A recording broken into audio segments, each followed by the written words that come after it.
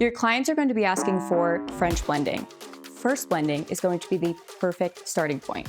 Hi everyone, my name is Krista Bartik. You can find me on Instagram, YouTube Shorts, and TikTok at Color by Chris.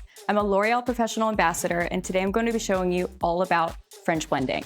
French blending has been featured in Vogue and all across the boards on all different press, and we are so excited to show you what the buzz is about. French blending is going to be broken down into 3 different techniques. We have first blending, retouch blending, and total blending. Let's dive right in. This is my beautiful model, Heather. We're gonna be doing a first blending application on her. First blend is going to soften the contrast of the grays against her natural color by using lowlights with L'Oréal Professionnel Dia Color, which is a Demi-Permanent alkaline color. Let's go ahead and get started. We're gonna go ahead and get started with our sectioning. I have 4 quadrants. We have front right, front left, back right, and back left. Let's go ahead and get started with our application. I'm starting my application on the front left of her head on a diagonal back. Once I finish my foil, I'm then going to slowly pivot and work my way up to a horizontal once I reach the high recession. As I take my weave, what I'm paying attention to is that I'm making sure I pick up the gray. That way I keep the natural dimension with her natural color. What this is going to do is it's going to soften the contrast of the gray living against her root, which is going to allow it to grow out much more seamlessly. I'm feathering all the product in my foil up to the root for the most seamless blend.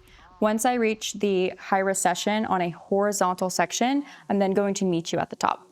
All right, so I've just worked my way up to the high recession. I started on a diagonal back and I slowly started to pivot my foils. Once I reached the high recession, I finished at a horizontal placement. Now I'm going to continue that horizontal placement using my medium weaves and feathering my low light up to the root for a seamless blend. I'm gonna repeat the exact same thing on the other side and then I'll catch you at the back. So I just finished the application in the front and now I'm going to start my application on the back. I'm going to start with a diagonal back at the nape of the neck and I'm going to slowly work my way up to the top of the head. I'm still using my same medium weave pattern and using my low light formula, L'Oréal Professionnel Dia Color, 5N and 5.1 with Dia Activator 6 volume. Once I finish this on the right side of her head, I'm then going to repeat the exact same thing on the left side of her head. I'll meet you back when all the foils are in. I just finished her application. We're gonna let everything sit for 40 minutes and then I'm gonna gloss her all over with L'Oréal Professionnel Dia Light. We're gonna rinse her, blow dry her, style her, and I'll catch you when she's done. Heather, how do you feel? I love it. It feels so natural. It feels really smooth. I love the shininess. I'm really happy.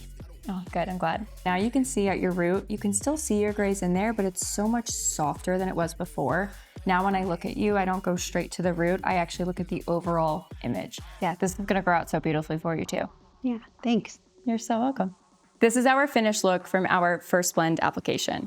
As you can see, Heather still has her grays in there, and that's the whole point.